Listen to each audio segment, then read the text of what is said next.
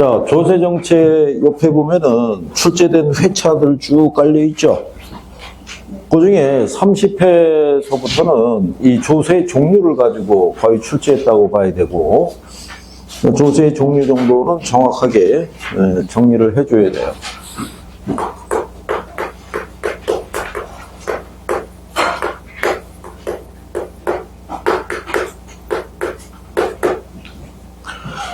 자, 이 현대 정부가 가지고 있는 가장 강력한 권한이 이제 조세라고 볼 수가 있는데, 거기 보면은 우리가 이제 조세 정책이라는 거는 정부가 시장에 개입을 해서 국가 경영 등을 위한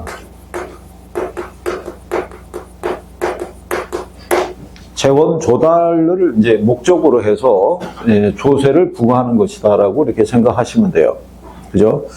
근데 조세를 부과하는 거기에 목적이라고 나와 있죠. 그러니까 제일 처음이 뭐겠어요? 재원 조달 목적이라고 나와 있어요. 그런데 재원을 조달하기 위해서 과세를 하는데 거기서 파생되는 기능들이 이제 나타나기 시작한다라고 생각하시면 돼요. 그런데 거기 조세 목적 중에 보게 되면 소득 재분배라고 되어 있는데, 이 소득 재분배는 시장의 기능에도 포함이 되겠어요, 안 되겠어요? 소득 재분배.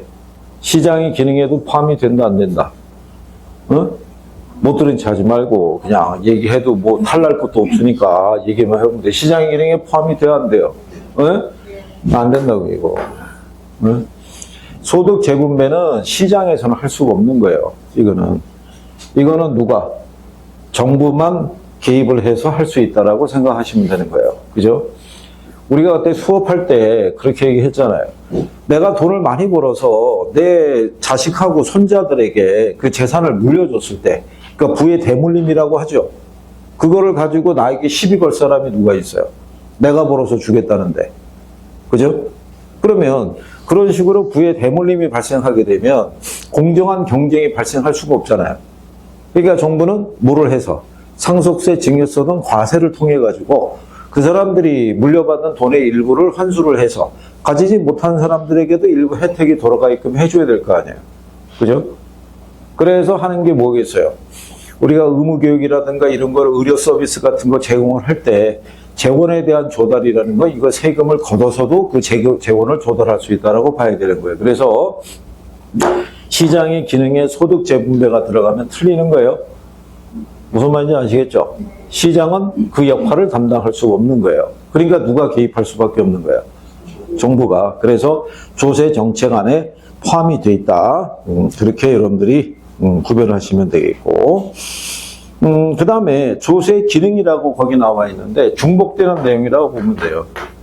기능은 역할이니까. 그죠? 예, 그래서 자원 배분에도 역할이 있고, 자원 배분의 역할이 있다는 거는 예전에 학창시절에 배워봐서 알죠? 예를 들어서 옛날에 우리나라 물건 국산은 질이 형편이 없었어요. 그러니까 뭐가 인기가 많았겠어요? 소위 얘기한 대로 미제, 일제 이런 애들이 인기가 많았던 거예요. 그러면 기업들의 입장에서는 굳이 우리나라에다가 공장을 지어서 물건을 생산하는 것보다 기술력이 떨어지니까 뭐를 하면, 수입을 하면 해소비에서 내다 팔면은 많은 이익을 얻을 수 있을 거 아니에요. 근데 정부가 이 수입품에다가 관세를 갖다가 많이 매기는 거예요. 그러면 세금 떼고 나면은 팔아도 남는 게 있어요, 없어요?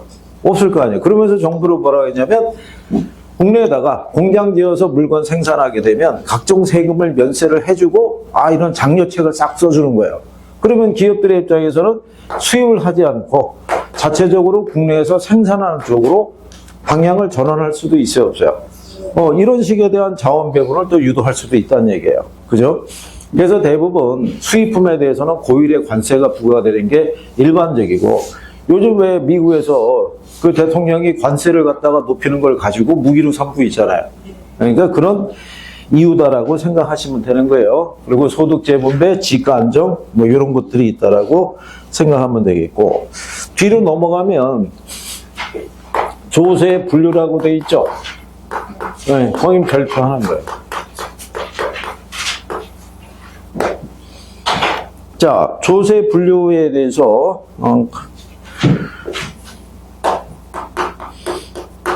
취득 단계가 있고 보유 단계가 있고 처분 단계가 있었을 때 여기에 국세하고 지방세가 이렇게 들어가 있어요. 그러니까 대표적인 거를 기준으로 정리하면 돼요. 처음부터 다 외울 필요 없어요. 뭐가 대표적인 게 뭐가 들어간다. 그래서 제일 먼저 나왔던 게 이거예요. 종부세 알죠? 종합부동산세가 이게 국세이자 보유세에 해당이 되는 거예요. 그러고 난 다음에 얘가 또 들어온 거예요. 뭐가? 재산세. 그래서 뭐가 중심인 거예요? 보유세가 중심이었던 거예요. 보유세가. 그죠? 우리나라의 보유세 수준이 선진국에 비해서는 많이 떨어지는 편이에요. 선진국이 한 1에서 1.4%대라고 그러면 우리나라는 0.4에서 0.6% 수준이에요.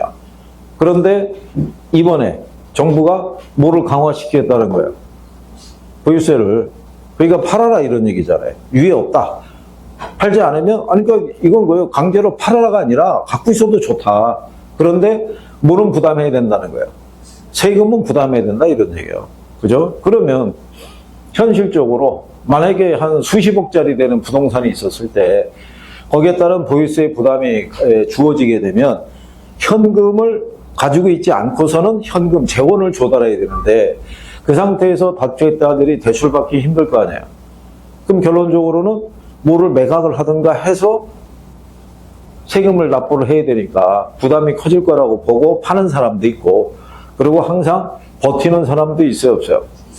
있어요. 일단 세금 내면서 버텨보자라고 생각하는 사람도 있고 그러니까 법이 만들어지면 법의 맹점을 또 파악을 해서 그래서 또 등 끌고 나가려는 사람들도 많이 존재한다. 이렇게 생각하면 될 거예요. 그래서 종부세, 재산세가 있는데 처음에는 이렇게 종류만 물어봤어요. 그죠? 그러다가 조금 바뀌고 난 다음에 여기 있는 종부세 있죠? 과세 기준일. 며칠? 응? 며칠? 윤종아, 이거 책 안 봤지? 어? 책 안 봤지? 어? 아니, 거기, 자, 그 페이지, 182페이지 하단으로 쭉 내려가면 그 기출 지문 있죠? 마지막에 5번을 보면 뭐라고 해놨어요? 6월 1일로 동일하다고 해놨잖아요. 동일하다고. 어? 그러니까는 안 읽고 왔다라는 게 여실히 드러나는 거 아니에요, 여기서. 이게 시험에 나온 거예요, 이게. 어? 얘도 전부 다 6월 1일로 동일하단 말이에요, 이게. 그러니까, 자, 보세요. 세법에서는 이런 난이도로 출제할 리가 없잖아요. 그런데 이게 어디에 나오면 위력을 발휘하는 거예요. 학교론에 나오면. 그러니까 2차를 공부를 안 하고 1차만 공부하는 사람들은 이게 낯설은 거예요. 어? 그러니까는 당황하는 거예요. 아니, 나 이거 종류만 글자 따갖고 죽어라고 외웠는데 갑자기 이게 들어오면 이게 맞는지 틀리는지 진위 여부에 따라 맞는 게 2개가 될 수도 있고 3개가 될 수도 있을 거 아니에요. 그죠? 그러니까 그런 내용까지 여러분들 아시는, 자, 우리가 증여세 있죠? 증여세는 어디에 해당이 돼요? 국세에 해당이 돼요. 취득세는? 그건 지방세인 거예요. 그리고 양도세 알죠? 양도소득세. 어디? 그럼 국세에 해당이 되는 거예요. 무슨 말인지 알겠어요? 그러니까 대표적인 걸 기준으로 해서 거기 보면 국세와 지방세, 취득, 보유, 처분에 대한 거 이렇게 구성이 돼 있을 때 두 번째 나와 있는 취득과 보유와 처분에 들어가 있는 국세와 지방세의 종류 있죠? 걔네를 중심으로 해서 시험에서 나왔던 것을 기준으로 해서 정리해보면 된다 이런 얘기고 이건 기본적으로 정리해둬야 돼요. 근데 여러분들이 세법도 배우잖아요. 세법도. 그러니까 이건 기본적으로 정리가 돼야 되는 거예요. 어? 우리 세법 선생님하고 사이가 안 좋아요. 어? 오늘 어떻게 친해져서 어떻게 정리를 해봐야 될 거 아니에요. 그 다음에 이제 옆에 보게 되면 조세 전가와 귀착이라고 있어요.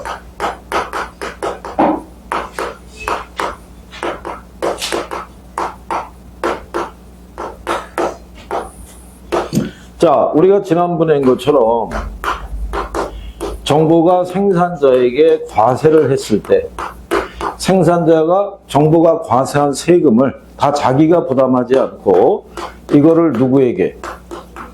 소비자 또는 누구에게? 요소 공급자에게 전가할 수 있다라고 얘기했던 거예요. 그죠? 이건 앞으로 전가한다 그래서 전전이라고 그랬고, 이건 뒤로 전가한다 그래서 후전이라고 얘기했던 거예요. 그죠? 우리가 그때 양복점 예를 들면서 설명했잖아요. 양복점 주인에게 정부가 양복 한 벌을 만들어 팔 때마다 과세하겠다라고 얘기를 해요. 그러면 양복점 주인 입장에서는 양복 만들어서 팔 때마다 얻는 수익이 줄어들 거 아니에요. 그거를 누구에게? 소비자에게. 그러면 양복 가격을 어떻게 돼요? 인상을 할 거 아니에요. 그죠? 그리고 양복을 만들려고 그러면 각종 원단 부자재가 필요하죠. 걔네를 납품하는 아이들에게도 얘기하는 거예요. 얘네한테 뭐라고 그러겠어요? 납품 단가를 낮춰달라고 얘기할 거 아니에요. 그래서 이거는 가격 인하의 형태로 나타난다고 얘기했잖아요. 그래서 우리가 주로 다루는 건 이걸 다루는 거고, 여기서 세를 부과하면 종량세도 있고 종가세도 있죠. 여기서는 종량세를 얘기하는 거예요. 물품에 부과하는 세금이 있죠. 예, 그거를 가지고 얘기하고 있더라. 그러니까 정부가 조세를 부과했다고 해서 생산자가 모든 조세를 부담하는 것이 아니라 그것의 일부가 소비자 또는 요소 공급자에게 전가될 수도 있어요, 없어요? 있을 거 아니에요. 그러면 누가 더 많은 세금을 부담하느냐 여부 있죠? 그거는 어떻게 결정이 된다 그랬어요? 어? 조세를 부과했어요. 그럼 그 부담액이 결정이 될 거 아니에요. 생산자하고 소비자가 있을 때 우리가 그때 그래서 이렇게 얘기했잖아요. 자, 정부가 생산자에게 조세를 부과하면 생산자 부담이 커지고, 만약에 소비자에게 조세를 부과하면 소비자 부담이 커질 수 있다. 맞아요? 틀려요? 정부가 생산자에게 조세를 부과하면 생산자 부담이 커지고, 소비자에게 조세를 부과하면 소비자 부담이 커진다.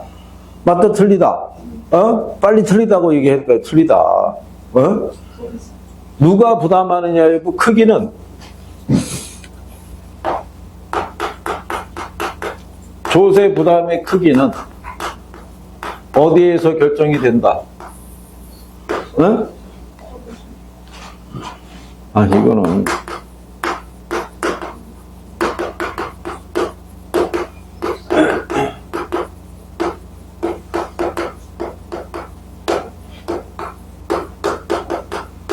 여기에서 결정이 되는 거예요. 수요와 공급의 상대적 탄력성이 크게 있죠. 그래서 그때 알려준 게 뭐냐면 탄소 비례라고 알려준 거예요. 탄력적일수록 조세 부담이 작고 비탄력적일수록 조세 부담이 크다라고 얘기해 줬던 거예요. 기억은 안 나죠? 응?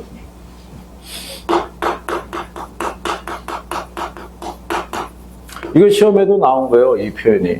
응? 근데 만약에 유인 지문으로 나올 때 생산자에게 부과하면 생산자 부담이 커지고 소비자에게 부과하면 소비자 부담이 커진다 그러면 틀리는 거예요.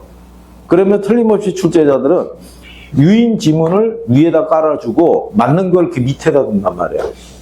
그러니까 순간적인 착각이 들어가면 얘가 답인데 얘를 선택을 해서 틀리는 경우가 빈번하니까 정확하게 알고 있어야 되는 거예요. 그죠? 근데 얘를 또 이해하려고 그러면 앞에서 여러분들이 탄력성 배웠죠? 탄력성에 대한 논리가 연결이 돼야 돼요. 그런데 하도 그게 안 된다고 그래가지고 요약집을 낼 때 탄력성 쪽에다가 이것도 거기다가 집어넣어 봤어요. 그런데 이해 안 되는 건 똑같아요. 그게 우리가 예를 들어서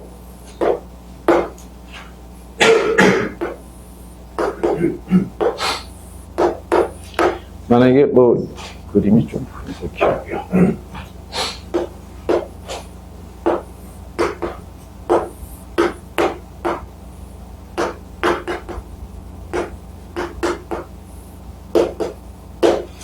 자, 우리가 이렇게 찍어봤을 때 수요가 기울기가 완만하고 얘가 가파르니까 수요가 탄력적이고 공급이 비탄력적인 가정이에요. 네? 일반적인 기울기로. 자, 이 상태에서 정부가 생산자에게 100원을 과세를 해요. 그러면 생산자는 이 세금의 전부 또는 일부를 누구에게? 수요가 전가를 해야 될 거 아니에요. 그럼 이 세금을 어디다 반영을 해야 돼요? 가격에. 이걸 반영하기 위해서 공급 곡선이 상방이동해요. 이렇게. 그죠? 네, 물품세니까. 그러면 얘네가 이걸 가격에 반영하기 위해서는 거래량을 어떻게 해야 돼요? 줄여야 될 거 아니에요. 그러면 가격은 이전보다 어떻게 돼요? 올라가겠죠? 자, 1,020원으로 올라간 거예요. 그죠? 그러면, 자, 생산자 입장에서는 1,000원 받다가 지금 얼마 올린 거예요? 1,020원으로. 그러면, 이렇게 올라간 요 20원은 누가 부담하겠어요? 생산자고 소비자 중에. 가격이 인상이 됐으니까 이건 소비자가 부담할 거 아니에요. 자, 그러면, 1,020원이 다 생산자 수입이 되는 건 아닌 거예요. 생산자는 1,020원을 받고 팔아서 얼마 세금 내야 돼요? 100원 세금을 내야 되는 거예요. 그러면 생산자 주머니로 들어오는 건 얼마예요? 920원인 거예요. 왜? 1,020원에서 100원 빼야 되니까. 그러면 이게 시장 가격이 아니고 920원의 성격은 뭐겠어요? 이게 생산자 수입이에요. 시장 가격에서 뭐를 뺀 거예요? 세금을 뺀 거예요. 그러면 원래 생산자 수입이 1,000원이었잖아요. 근데 결국은 이만큼은 누가 부담하는 거예요? 생산자가 부담하는 거예요, 생산자가. 어? 올라간 가격은 소비자가 부담하는데 그 가격을 받고 팔아서 세금을 냈잖아요. 세금에 대한 부담은 생산자가 안게 되는 거 아니에요. 근데 지금 여기 선을 보게 되면 빨간 선보다 지금 노란 선이 길죠? 그러면 생산자 부담이 커졌다는 얘기잖아요. 근데 우리가 기울기를 보게 되면 얘가 탄력적이고 얘가 비탄력이란 말이에요. 그러면 조세가 부과가 됐을 때 생산자가 소비자에게 많은 세금을 전가 못하는 이유가 뭐겠어요? 많은 세금을 전가를 못하는 이유가 뭐다? 우리가 기억을 더듬어 보면, 자, 수요의 탄력성 배웠죠? 가격 탄력성. 수요의 가격 탄력성에 탄력적이거나 비탄력적으로 만들어줄 때 가장 대표적인 요인이 뭐라고 그랬어요? 가장 대표적인 게. 가장 대표적인 거. 아니, 가격 탄력성에서 예왕이 준 가장 대표적인 게 가격 그러면 되냐고, 이게.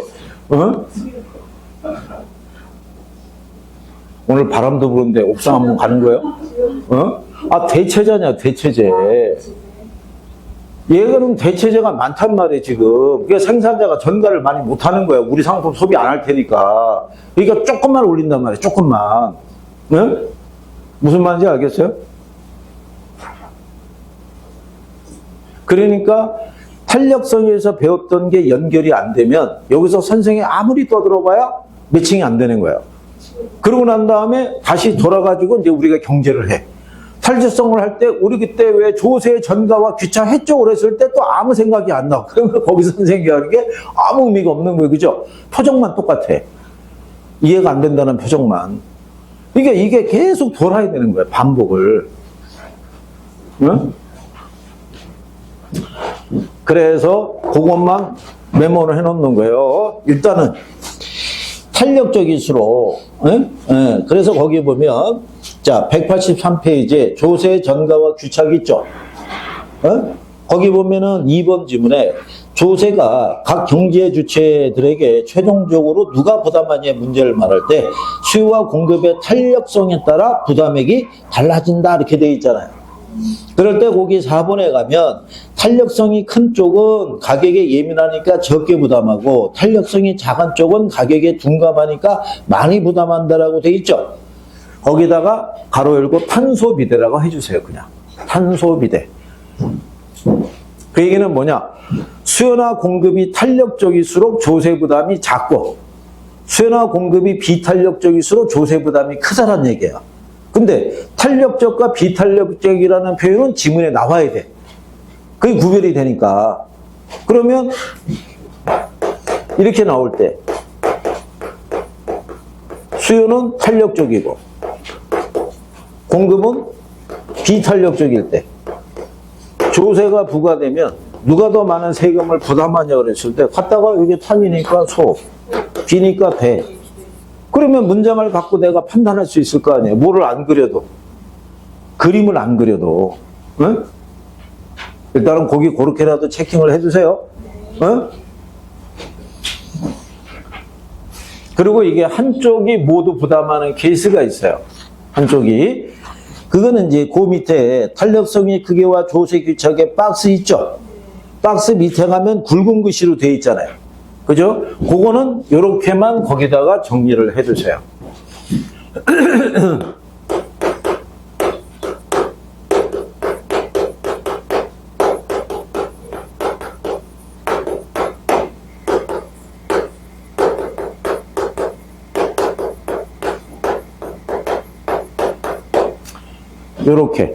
요렇게만 적어두면 돼요. 그러면 자 여기에 보면 완전 비탄력적이라고 돼 있죠. 완전 비탄력. 그러면 앞에하고 뒤가 같은 거예요. 응? 수요가 완전 비탄력적이면 누가? 수요자가. 공급이 완전 비탄력적이면 누가? 공급자가. 근데 완전 탄력적일 때는 앞에하고 뒤가 달라지는 거예요. 그럼 우리는 잘라가지고 요것만 정리해도 되는 거예요. 완비니까, 완전 비탈니까 완전히 비례한다고 생각하면 돼요. 그죠? 응? 이거 보니까 저 갖고 얘기해도 시간 많이 걸릴 것 같은데. 근데 저거 나중에 간단하게 정리할 수 있어요. 시험에도 나온 거예요. 근데 다만 이거는 알아둬야 되는 게 우리가 완전 비탄력적이라고 그러죠. 완전 비탄력적의 또 다른 표현. 완전 비탄력적의 또 다른 표현.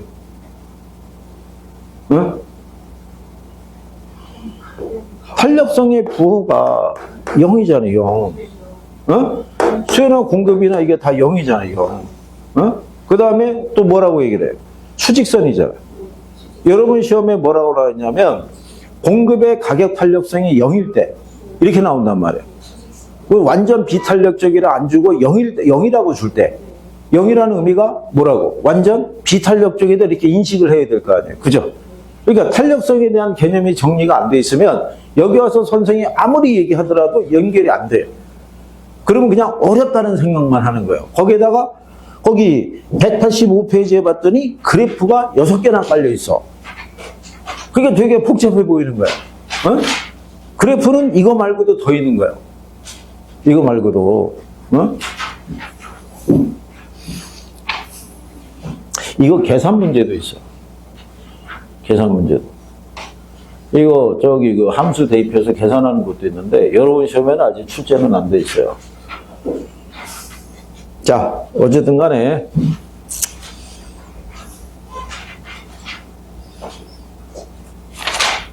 그 정도라도 일단은 좀 해주면 좋을 것 같고. 그리고 그 186페이지에 가면 거기 양가로 오문에 거래세 인상과 경제적 순손실 있죠? 요거 배운 거 기억은 나요? 응? 괜찮아요, 괜찮아요. 뭐 기억이 날 것 같으면요, 선생님 뭐 저기가 있겠어요. 선생님 강의를 해보다가 이게 쓱 한번 던져봐요. 던져봤는데 여러분들이 받아들일 것 같다라는 느낌이 있으면 조금 더 들어가 보는 거예요. 그런데 쓱 했는데 뭔가 이렇게 부딪혀 나온다는 느낌이 있으면 미룰 수밖에 없어요. 왜? 이거 가지고 시간을 계속 끌 수가 없으니까. 진도는 나가야 될 거 아니에요.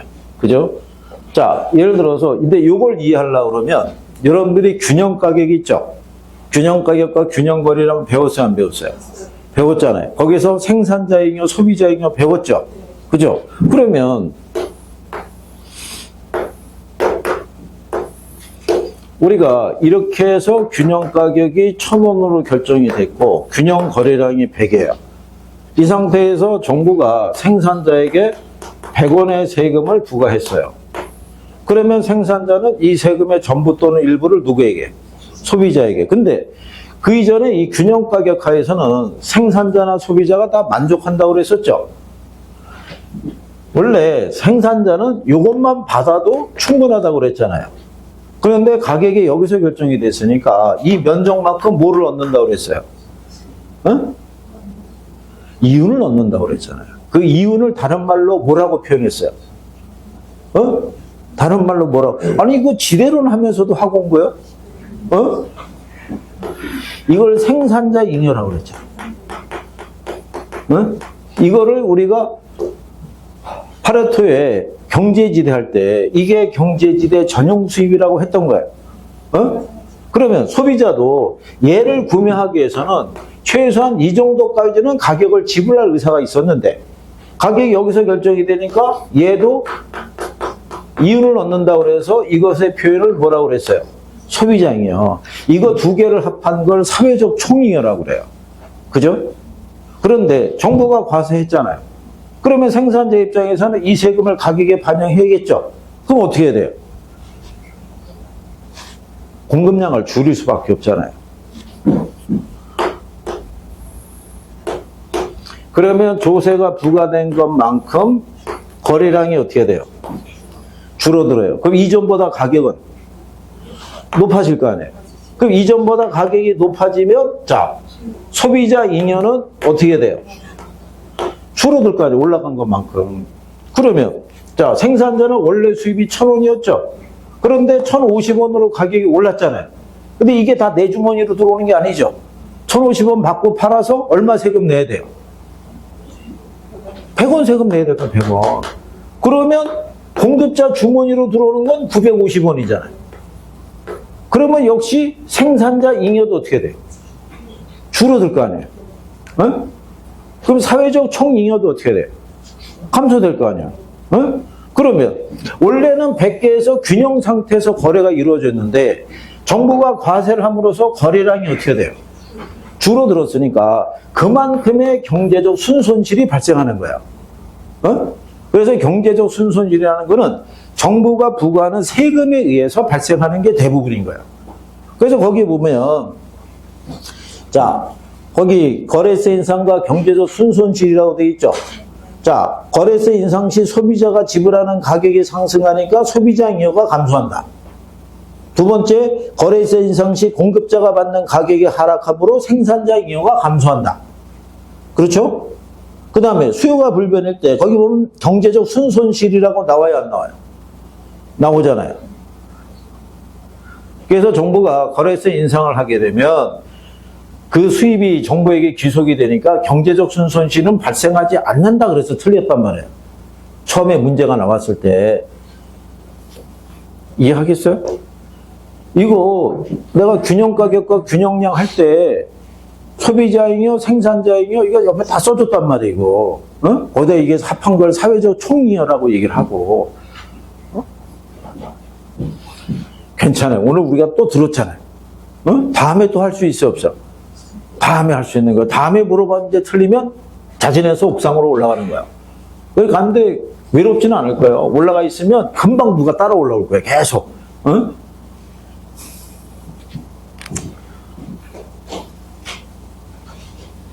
자, 여기 어렵다고 생각하지 말고 조세의 종류는 정리를 해두고 조세의 전가와 귀착은 탄력성의 크기에 따라 틀려지는데 탄소비대만 이때 염두에 두란 말이에요. 무슨 말인지 알겠어요? 그리고 하나씩 플러스해 간다고 생각하면 돼요. 한 번에 이게 다 나한테 들어오진 않는단 말이에요. 응? 그리고 옆 페이지에 보면 양도소득세 중과세와 주택공급 동결 효과라고 돼 있죠. 그거 별표하는 거예요. 내가 조세를 들어와서 이론으로 물어볼 때 출제자가 쓸 수 있는 것 중에 하나가 이 동결 효과예요. 그리고 헨리 조지의 토지 보유세에 관한 거, 토지 단일세에 관한 거 그 정도밖에는 없어요. 그죠? 지금 나오는 거와 똑같은 거예요. 우리가 그때 이렇게 설명을 해줬어요. 자, A가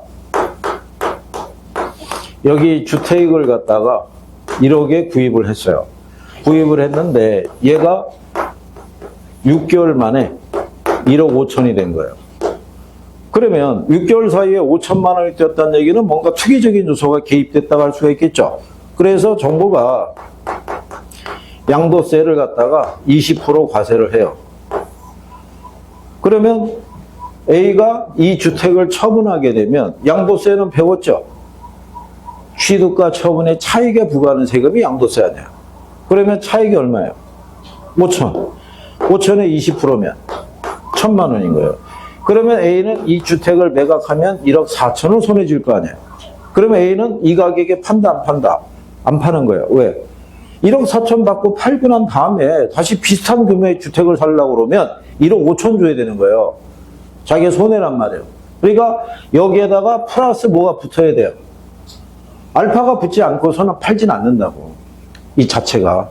그러니까 결국은 정부가 양도세를 중과하게 되면 주택 보유자는 자기가 손해라고 생각하니까 매각을 뒤로 미룬단 말이에요. 매각을 뒤로 미룬다는 거를 다른 말로 바꿔 얘기하면 뭐라고 그러겠어요? 주택의 보유기간이 길어진다는 얘기예요. 무슨 말인지 알겠어요? 보유기간이 짧아진다 그러면 틀리는 거예요. 보유기간이 길어진다면. 그래서 오히려 주택 가격을 상승시키는 부작용을 초래하는 거를 주택 공급의 동결 효과라고 그래요. 그래서 동결 효과가 나왔는데 주택 가격, 토지 가격을 하락시킨다 그러면 틀리는 거예요. 그게 포인트예요. 이해하겠어요? 자, 그래서 그런 내용까지만 일단 정리해봤어요. 자, 그 다음에 투자론으로 가보는 거예요.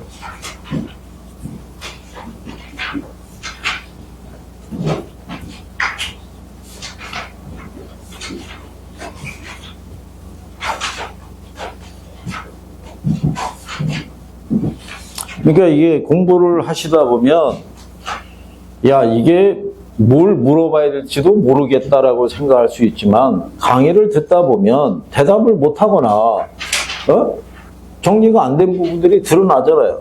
그럼 그걸 물어봐야 되는데 안 물어보고 버팅기는 거예요. 언제 물어보려고. 그러면서 말은 그렇게 하는 거예요. 아유, 물어볼 게 뭘 알아야 물어보죠. 모르니까 모르는 걸 갖고 물어보라는데 그것도 안 물어보고. 그리고 내가 볼 때 벌써 2월 이제 한 오늘 6일 정도밖에 안 됐잖아요. 근데 전통적으로 중개사 공부하는 양반들이 짝수다리 공부를 안 해. 항상 홀수다리를 기점으로 움직여요. 왜? 홀수다리 첫 진도 나가니까. 그러니까 지금 2월에 참석을 안 하고 있는 이 학생이 있다는 얘기는 2월은 버린 거예요. 그 학생 얼굴은 언제 볼 수 있을 것 같아요? 3월 초에. 얼굴 잠깐 보여주고 갑자기 또 소식이 끊겨. 그러고 난 다음에 5월 달에 잠깐 얼굴을 보여준 다음에 또 소식이 끊겨. 그러고 난 다음에 원서 접수할 때 잠깐 등장해. 그리고 시험장으로 가. 그리고 불행한 사태가 예견이 되는 거죠. 그러면 그 다음에 다시 한번 재도전하겠다고 또 와가지고 등록을 해. 그게 계속 되풀이되면 몇 년 머무는 거 일도 아닌 거예요, 이거. 한 번에 간다고 생각하고 열심히 해야 된단 말이에요, 열심히. 아, 그리고 공법 선생님한테 그 공지 들었어요? 다음 주는 화요일 날 수업해요. 근데 지금 불안한 게 뭐냐면 오늘 안 나온 학생들이 있죠. 걔들이 화요일 날 공법책 틀고 등장할 거라고, 틀림없이. 선생님 왜 오늘 여기 계시냐고 이렇게 얘기할 거라고. 그리고 다음 주 화요일 날도 안 나오면 금요일 날 공법 시간 때 개론책 들고 또 등장할 거라고. 그게 분명히 존재할 거라고 봐요, 그거. 공지사항도 안 본다니까요. 자기들 편한 것만 보니까. 제가 무슨 이 교육 하는 게 있어가지고 3일간 어떻게 그 일정이 1년에 한 번씩 하는 건데 잡혀가지고 부득이하게 그렇게 됐으니까 양해해 주시기 바라고. 어쨌든 간에 그 표정이 달라지는 거 보니까 1차부터 열심히 하라고 그랬으니까 다음 주 금요일 날이 공법? 그럼 공법은 쉬어도 되겠네? 뭐 이래가지고 일찍 연휴를 들어간다 이렇게 하다 걸리면 난리 나는 거예요. 내가 공법선한테 확인할 거예요. 몇 명이 들어오고 몇 명이 빠졌는지에 대해서 명단을 확실하게 불러달라고 얘기할 거예요. 그럼 그 다음 주에 연휴 끝나고 난 다음에 금요일 날 만날 거 아니에요. 죽음이라는 거예요. 그거는 있을 수가 없는 일이에요. 그거는. 근데 불안한 게 그거예요. 토요일 날 공시법이고 금요일 날이 공법이니까 그냥 싹 제끼면 바로 들어가니까 연휴를. 참, 진짜. 그런 거는 가르쳐 주지 않아도 아주 뭐 발달이 잘 돼요. 자, 그 다음에 우리가 배우는 단원이 190페이지에 가면 부동산 투자론이라고 있어요. 그죠? 자, 투자론은 산업인력관리공단에서 시험 목차가 부동산 투자 이론하고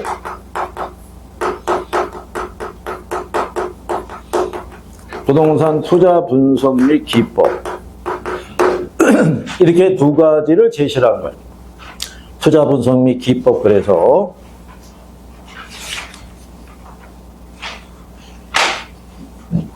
여러분들이 여기 나가다 보면 저기 우리 복도 쪽으로 나가는 문이 있죠. 그 옆에 보면은 붙어 있어요. 거기 보면은 부동산 학개론 세부 시험 범위